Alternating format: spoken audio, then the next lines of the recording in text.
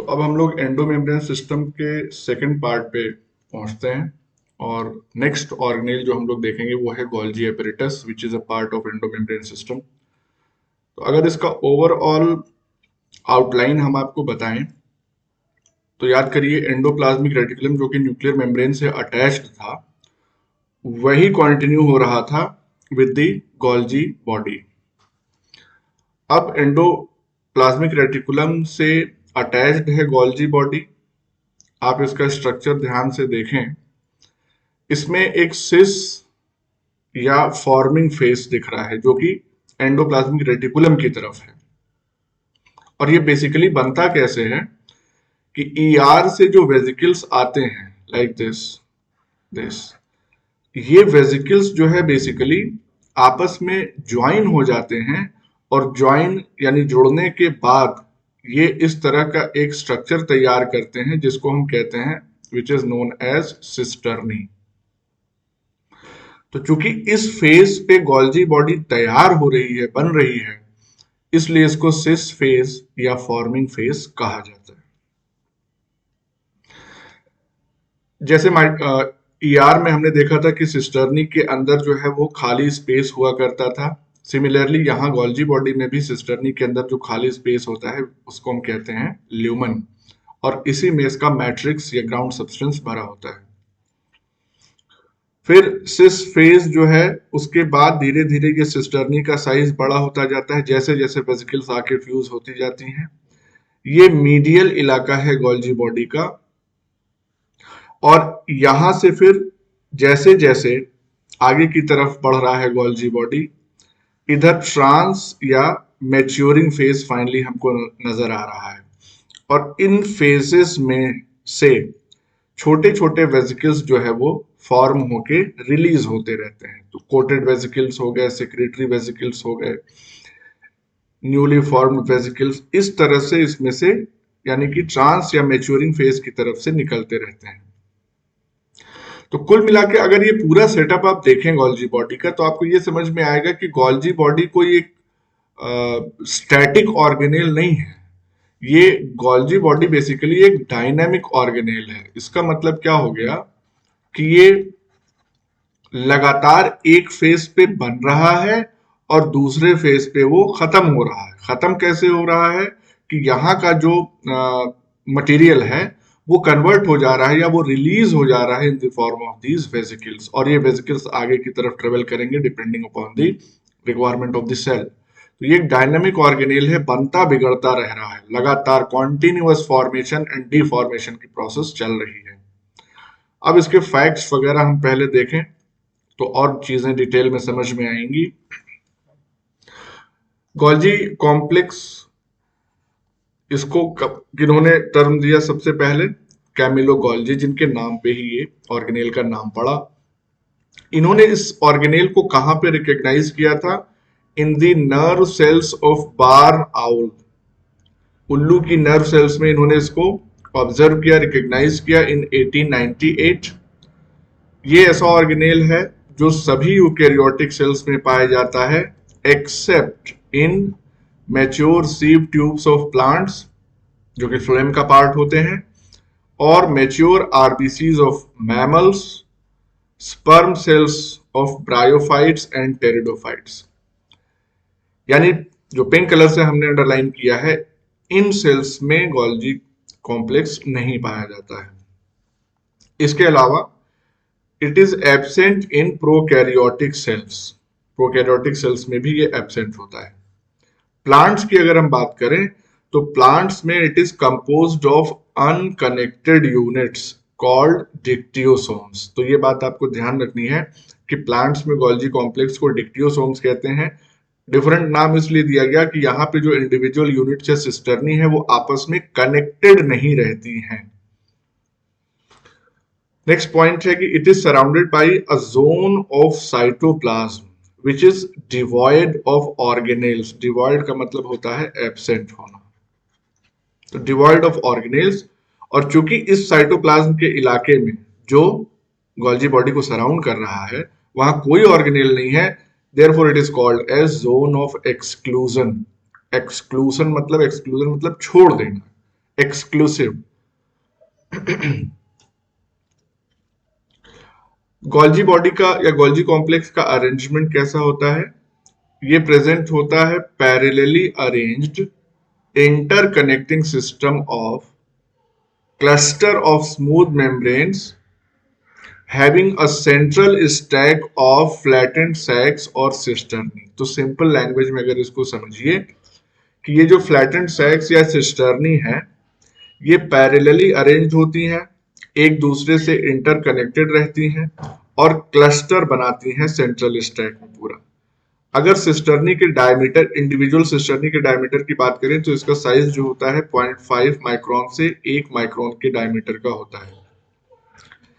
इन membranes में ribosomes attached नहीं होते हैं, तो these membranes lack bound ribosomes. It has a complex network of tubules. इसमें ट्यूब्यूल्स का एक कॉम्प्लेक्स नेटवर्क होता है। नेटवर्क किसका? ट्यूब्यूल्स का और वेसिकल्स का। which is present around and above the centriole in animal cells। अगर इसके लोकेशन की बात करें तो कहां पे? अराउंड और above the centriole in animal cells। Centriole को भी हम डिस्कस करेंगे बाद में। सेंट्रियोल बेसिकली स्पिंडल एपरेटस बनाने के लिए रिस्पॉन्सिबल होता है। तो एनिमल सेल्स में सेंट्रियोल के चारों तरफ, और प्लांट सेल्स की अगर हम बात करें तो scattered in cytoplasmic matrix in plant cells. Plant cells में स्कैटर्ड होता है लेकिन एनिमल सेल्स में सेंट्रियोल के चारों तरफ लोकलाइज्ड होता है। अब ये जो स्टैक या बंडल है सिस्टर्नी का, इसकी एक डेफिनेट पोलैरिटी होती है, यानी डेफिनेट पोल्स होते हैं। Because there are two distinct faces. तो वो पोल्स इसीलिए होते हैं क्योंकि गोल्जी बॉडी में दो अलग अलग फेस होते हैं। फॉर्मिंग फेस जिसको सिस फेस या सिस रीजन भी कहते हैं, और मैच्योरिंग फेस जिसको हम ट्रांस रीजन भी कहते हैं। अभी हमने आपको डायग्राम में बताया था। तो ये दोनों एक दूसरे से अलग होते हैं क्योंकि एक जगह फॉर्मेशन ऑफ गोल्जी बॉडी हो रहा है और दूसरी जगह से गोल्जी बॉडी धीरे धीरे वेसिकल्स के फॉर्म में डिफ्यूज हो रहा है। अब इंडिविजुअली अगर सिस्टर्नी और वेसिकल्स की बात कर लें तो सिस्टर्नी क्या है? Stack of 4 to 8 सैक्यूल्स। सैक्यूल्स मतलब भाई बैग जैसा स्ट्रक्चर जिसमें कुछ भरा हुआ हो, फ्लूइड मैट्रिक्स। तो stack of 4 to 8 saccules present in Golgi complex. Saccules are curved to give definite polarity to the Golgi apparatus। तो कर्वेचर की वजह से ही ये पोलैरिटी या सिस और ट्रांस फेज जो है देखने में मिल रहा है। जो कॉन्वेक्स साइड होती है वो फॉर्मिंग या सिस फेज होती है, और जो कॉनकेव साइड होती है वो मैच्योरिंग या ट्रांस फेज होता है। ये पॉइंट बहुत इंपॉर्टेंट है, ध्यान रखने लायक है ये, कि कॉन्वेक्स फेस जो होती है वो फॉर्मिंग फेस होती है और कॉनकेव फेस जो होती है वो ट्रांस फेस होती है। अगर आप डायग्राम में ऊपर देखना चाहें तो यहाँ पे भी आप देख सकते हैं कि जो सिस फेज है वो बेसिकली थोड़ा सा उठा हुआ है ऊपर की तरफ, लाइक दिस, और जो कॉनकेव फेज है, कॉनकेविटी, वो ट्रांस फेज में आ रही है अगर आप कंपेयर करें तो ये हो गया concave,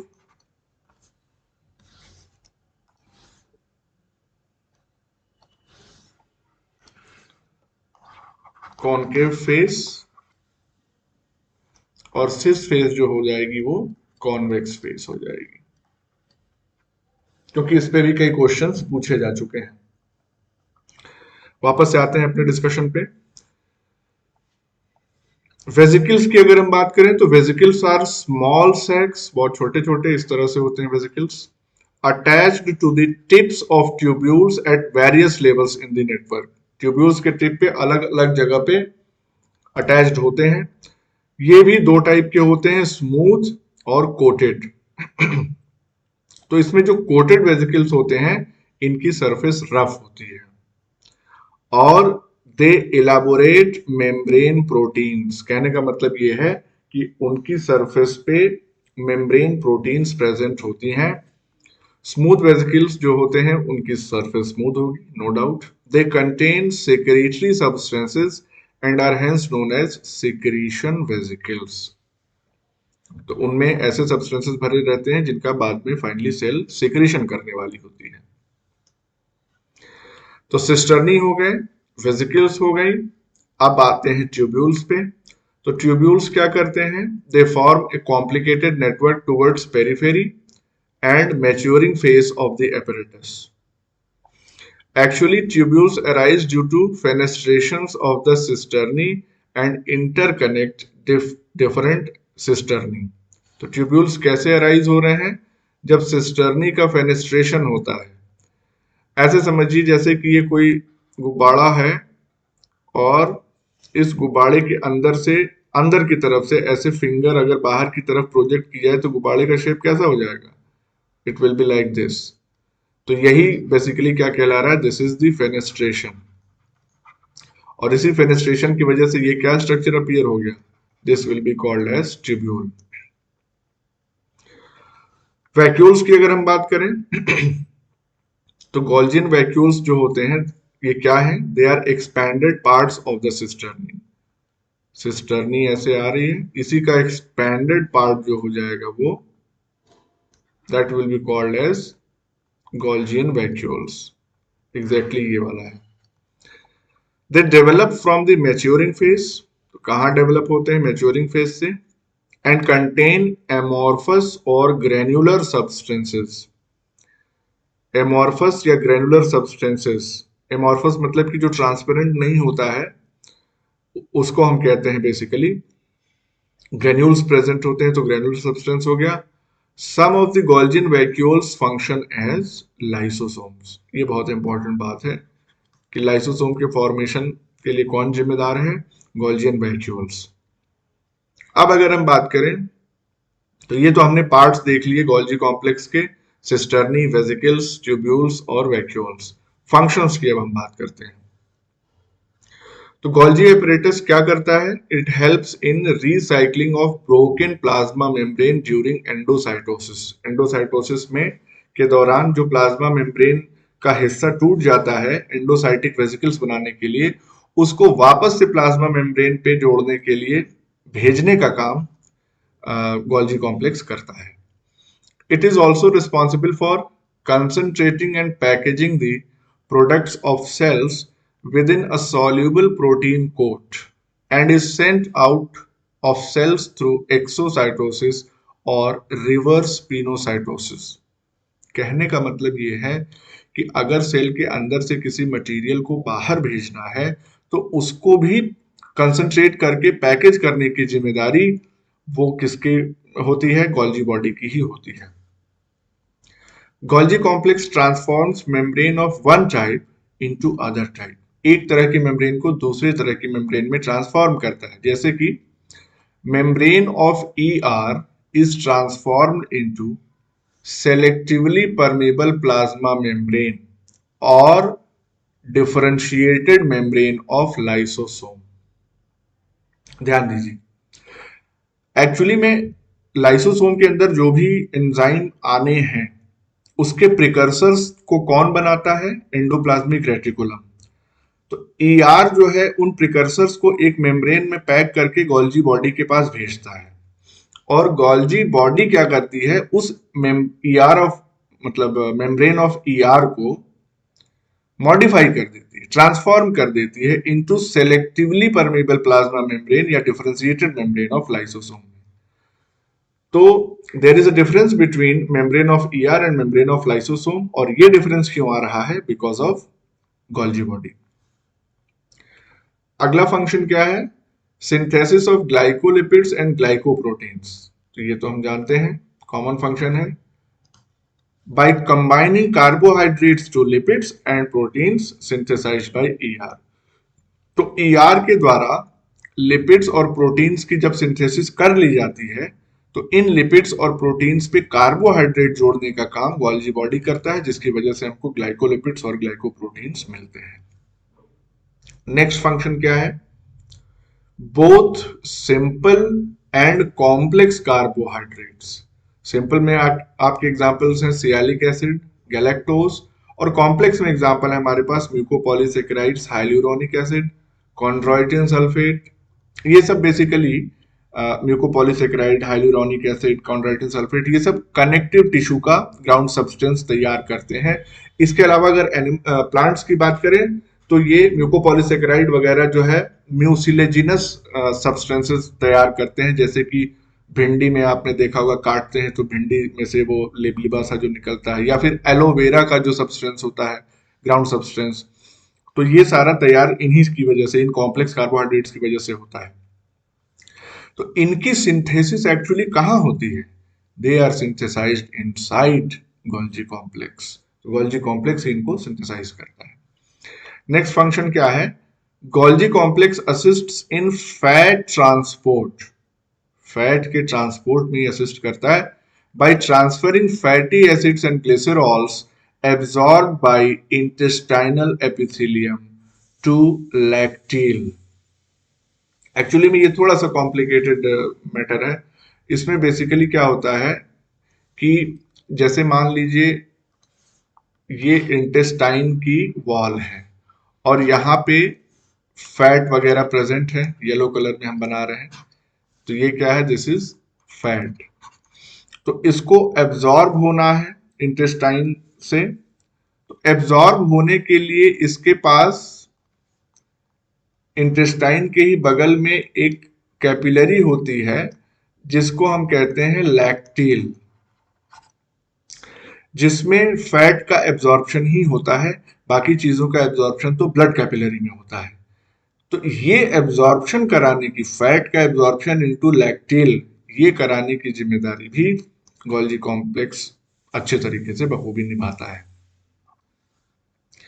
next function, this also plays an important role in formation of lysosome, acrosome, acrosome जो पाया जाता है tip of sperm head, root hair, cell wall and plasmalemma, साथ ही साथ वाइटेलोजेनेसिस यानी कि फॉर्मेशन ऑफ योक।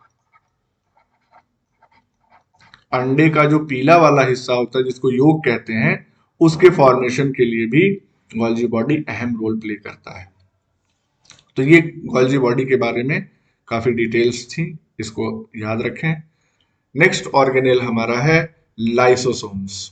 तो लाइसोसोम्स को बना कौन रहा है? Golgi body. लेकिन लाइसोसोम्स के एंजाइम्स कहाँ से आ रहे हैं?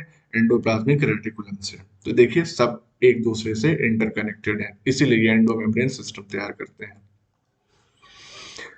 तो लाइसोसोम को सबसे पहले किसने ऑब्जर्व किया था? Christian D डुवे। 1949 में इन्होंने पहली बार इसको ऑब्जर्व किया। कहाँ? एनिमल सेल्स में। किस तरह की अप्रोच इन्होंने लगाई थी? सेल फ्रैक्शनेशन स्टडीज की। सेल फ्रैक्शनेशन में बेसिकली क्या करते हैं कि अलग अलग स्पीड पे सेंट्रीफ्यूगेशन करते हैं, जिससे सेल के जो पार्टिकल्स होते हैं वो अलग अलग लेवल पे आके सेटल होते हैं, तो फ्रैक्शन बन जाता है पूरा। तो उसमें हम अलग अलग लेवल पे अलग अलग ऑर्गेनेल्स को सेपरेट कर सकते हैं। नोविकॉफ 1960, इन्होंने क्या सजेस्ट किया? He suggested that they are derived from pinocytic vesicles. Novikoff ने कहा कि लाइसोसोम जो है वो पिनोसाइटिक वेसिकल के डेरिवेटिव है। नेक्स्ट, लाइसोसोम्स क्या होते हैं? They are single membrane bound small vesicular structures. एक मेम्ब्रेन होती है इनमें, और इनका डायमीटर क्या है? 0.25 to 0.5 micron, sorry 0.2 to 0.5 micron. इससे बड़े भी हो सकते हैं, लेकिन रेंज जनरली यही रहती है। They are rich in hydrolysing enzymes, या जिसको हम कहते हैं एसिड हाइड्रोलेसिस। ये बहुत इंपॉर्टेंट है, इसीलिए ये कलर चेंज भी है इसका। They are rich in hydrolysing enzymes. One important property of lysosomes is their stability in living cell. ये बहुत इंपॉर्टेंट बात है।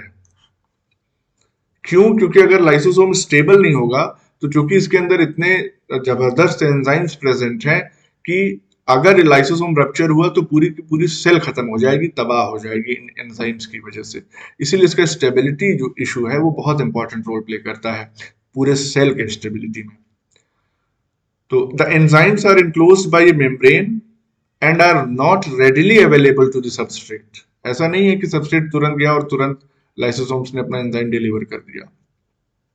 तो इसकी वजह से क्या होता है कि लेटेंसी या हम कहें वेटिंग पीरियड रहता है between substrate substrate attachment and lysosomal enzyme release. इन दोनों के बीच में एक वेटिंग पीरियड होता है जिसको हम लेटेंसी कहते हैं।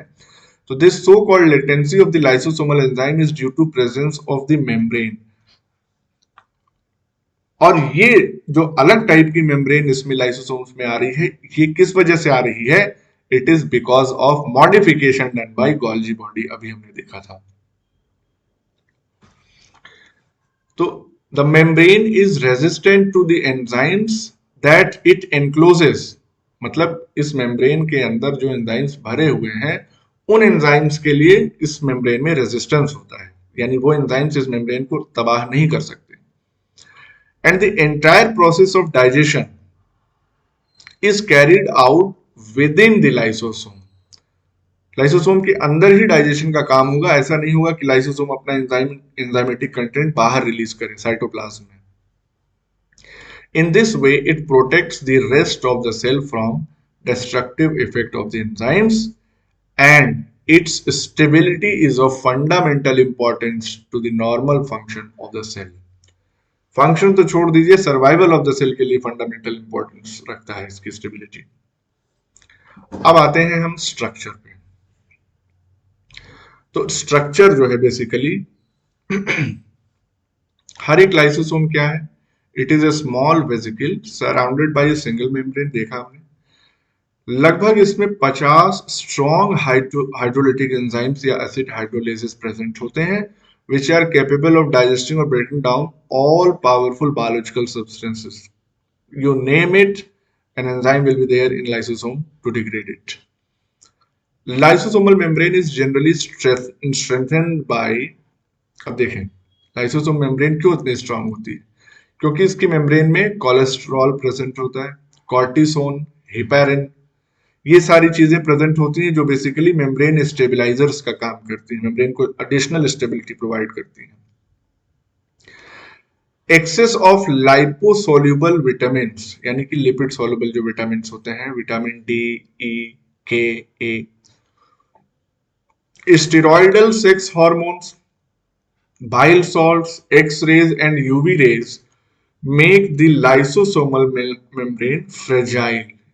यानी कि ये जो चीजें होती हैं अगर ये एक्सेस में हो जाएं, लिपिड सॉल्युबल विटामिन हो, स्टेरॉइड सेक्स हार्मोन्स जैसे कि एंड्रोजन, टेस्टोस्टेरोन या एस्ट्रोजन, बाइल सॉल्ट्स हो जाएं, sodium ग्लाइकोकोलेट, sodium taurocholate, sodium bicarbonate, या एक्सरे या यूवी रेज अगर डाल दिए जाएं तो क्या होगा? लाइसोसोम की मेम्ब्रेन फ्रेजाइल हो जाएगी, यानी कि मेम्ब्रेन जो है वो मेम्ब्रेन विल ब्रेक।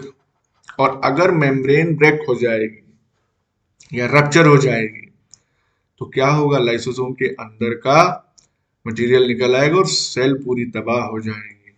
तो अगर ये सारी चीजें ज्यादा हो रही हैं तो सेल के सर्वाइवल पे खतरा है। क्योंकि ये मेम्ब्रेन को डिस्टेबलाइज करती हैं, इसीलिए इसको मेम्ब्रेन डिस्टेबलाइजर्स कहते हैं। हाइड्रोलिटिक एंजाइम्स जो होते हैं they act at acidic pH, इसीलिए उसको एसिड हाइड्रोलेसिस कहते हैं। वेरियस हाइड्रोलिटिक एंजाइम्स इंक्लूड, देखें कौन कौन से हाइड्रोलिटिक एंजाइम्स हैं, सारे तो नहीं मेंशन करेंगे लेकिन ग्रुप्स अगर आप देखना चाहें तो न्यूक्लिएजेस प्रेजेंट होते हैं, जैसे एसिड राइबोन्यूक्लिएज, एसिड डिऑक्सीराइबोन्यूक्लिएज जो आरएनए और डीएनए को डाइजेस्ट कर देंगे। फॉस्फेटेसेस प्रेजेंट होते हैं जैसे acid phosphatase, acid phosphodiesterase, phosphate group को डिटैच करने का काम। लाइपेजेस प्रेजेंट होते हैं जैसे एस्टरेज एंड फॉस्फोलाइपेज, फैट को डाइजेस्ट करेंगे। प्रोटीएजेस जो है कैथेप्सिन्स, कोलाजिनेजेस, पेप्टाइडेजेस, अलग अलग टाइप के प्रोटीन्स को डाइजेस्ट करेंगे। ग्लाइकोसाइडेजेस जैसे beta glycosidase, beta glucuronidase, alpha mannosidase, alpha glucosidase, ये सारे कार्बोहाइड्रेट को डाइजेस्ट करेंगे। सल्फेटेजेस जो है वो सल्फर कंपाउंड्स को डाइजेस्ट करने का काम करेंगे, जैसे सल्फर कंटेनिंग अमीनो एसिड्स पे भी एक्ट कर सकते हैं। तो इतने वैरायटी ऑफ एंजाइम्स जो है वो प्रेजेंट होते हैं लाइसोसोम्स में। Then this is very important point कि लाइसोसोम शो पॉलीमॉर्फिज्म। पॉलीमॉर्फिज्म का मतलब कि कई स्वरूप नजर आना। That is called polymorphism, that is existence of more than, ध्यान रखिएगा इसको स्टेटमेंट को, existence of more than one morphological form in same cells, एक ही सेल में अलग अलग फॉर्म्स में लाइसोसोम्स प्रेजेंट रह सकते हैं। Depending upon the morphology, content and functions, they are divided into following 4 forms, यानी कि 4 फॉर्म्स लाइसोसोम के हमको देखने के लिए मिलते हैं। किस चीज पे डिपेंड करते हैं चारों फॉर्म, कि उसकी मॉर्फोलॉजी क्या है, कंटेंट यानी उसके अंदर भरा क्या है, और उसका रोल क्या है, फंक्शन क्या है। इसके बेसिस पे हमको 4 टाइप के फॉर्म्स देखने के लिए मिल रहे हैं। देखते हैं चारों फॉर्म, ध्यान दीजिए। ये टेबल के फॉर्म में रिप्रेजेंटेशन है किसका, पॉलीमॉर्फिज्म इन लाइसोसोम्स का। प्राइमरी लाइसोसोम्स की अगर हम बात करें तो प्राइमरी लाइसोसोम्स कैसे होते हैं, स्मॉल, वेसिकल लाइक और न्यूली फॉर्म्ड होते हैं। बनाता कौन है इसको, गोल्जी एपरेटस, और किस फेज पे, ट्रांस फेज पे, क्योंकि वही फॉर्मिंग फेज है। प्राइमरी लाइसोसोम्स में इनएक्टिव एंजाइम्स प्रेजेंट होते हैं, ठीक है। सेकेंडरी लाइसोसोम्स की बात करें तो इनको हम और किस नाम से जानते हैं, हेटेरोफैगोसोम्स या डाइजेस्टिव वैक्यूल्स के नाम से जानते हैं। ये कब बनते हैं, ये बनते हैं जब फैगोसोम फ्यूज करता है ऑलरेडी एग्जिस्टिंग प्राइमरी लाइसोसोम से। अब सवाल ये है कि ये फैगोसोम क्या है, तो phagosome is nothing but an endocytic vesicle, या फैगोसाइटोसिस के बाद जो वेसिकल में कंटेंट आता है उसी को हम फैगोसोम कहते हैं। या से फॉर एग्जांपल एंडोप्लाज्मिक रेटिकुलम अगर किसी सब्सटेंस के किनारे चारों तरफ बना दे तो उसको भी फैगोसोम कह सकते हैं, लेकिन वो अलग कैटेगरी में चला जाएगा, अभी हम उसको डिस्कस करेंगे। तो फैगोसोम बेसिकली ऐसी बॉडी है जिसमें कोई ऐसा सब्सटेंस है जिसको डाइजेस्ट होना है। ये फैगोसोम जब प्राइमरी लाइसोसोम से जुड़ेगा तो सेकेंडरी लाइसोसोम बनेंगे। These contain the enzymes against material to be digested, जाहिर सी बात है एंजाइम्स तो प्रेजेंट होंगे। तीसरा है रेसिडुअल बॉडीज, तो रेसिडुअल बॉडीज कब बनती हैं, they are formed from digestive and autophagic vacuoles which contain only undigested material, बची हुई बॉडीज हैं इसलिए इसमें सिर्फ undigested material होगा।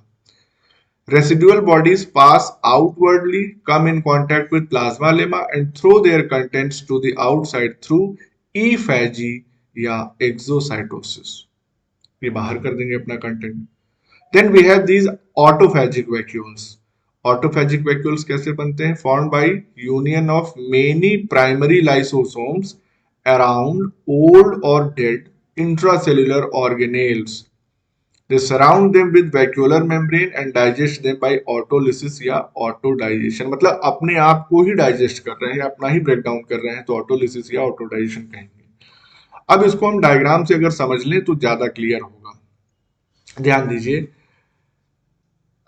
गोल्जी कॉम्प्लेक्स है ये, इसने क्या किया, धीरे धीरे इसने लाइसोसोम बनाना शुरू किया, प्राइमरी लाइसोसोम्स।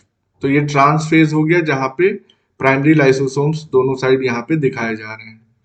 तो ये प्राइमरी लाइसोसोम हो गया और ये प्राइमरी लाइसोसोम हो गया। अब ये प्राइमरी लाइसोसोम कहां पे जा रहा है, या तो ये रप्चर हो गया, रप्चर हुआ तो फिर क्या कंडीशन होगी कि पूरे एंजाइम्स जो है सेल के साइटोप्लाज्म में रिलीज हो जाएंगे और सेल ही खत्म हो जाएगी। तो rupture of lysosome resulting in autolysis of cell या सेल डेथ कह सकते हैं। इसका एक और नाम है, इसको हम कहते हैं एपोप्टोसिस। एक्चुअली में एपोप्टोसिस एक बहुत वास्ट टर्म है, इसमें बहुत ज्यादा फंक्शनैलिटी और कॉम्प्लिकेटेड प्रोसेसेस इन्वॉल्व रहते हैं, इसको भी हम थोड़ा सा डिस्कस करेंगे बाद में। लेकिन इन जनरल आप जान लीजिए कि एपोप्टोसिस को प्रोग्राम्ड सेल डेथ कहते हैं, जिसमें मेन रोल जो होता है वो लाइसोसोमल एंजाइम्स का ही होता है। तो अगर ये प्राइमरी लाइसोसोम रप्चर हो गया तो सेल खत्म।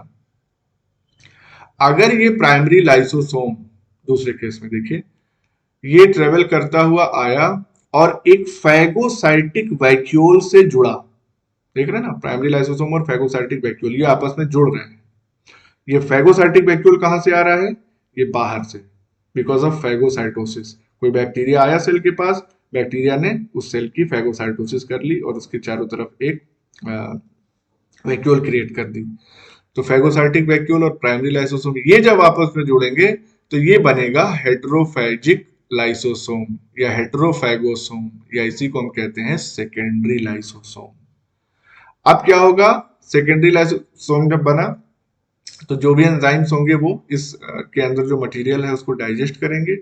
डाइजेस्टेड प्रोडक्ट जो है वो रिलीज हो जाएगा, लिखा है रिलीज ऑफ डाइजेशन प्रोडक्ट्स। और जो बचा हुआ यानी रेसिडुअल बॉडी, तीसरा टाइप ऑफ लाइसोसोम का हम जो देख रहे थे, रेसिडुअल बॉडी ये बाहर जाएगी, प्लाज्मा मेम्ब्रेन से फ्यूज करेगी और अपना कंटेंट सेल के बाहर रिलीज कर देगी। ऊपर वाले साइकिल में अगर हम देखें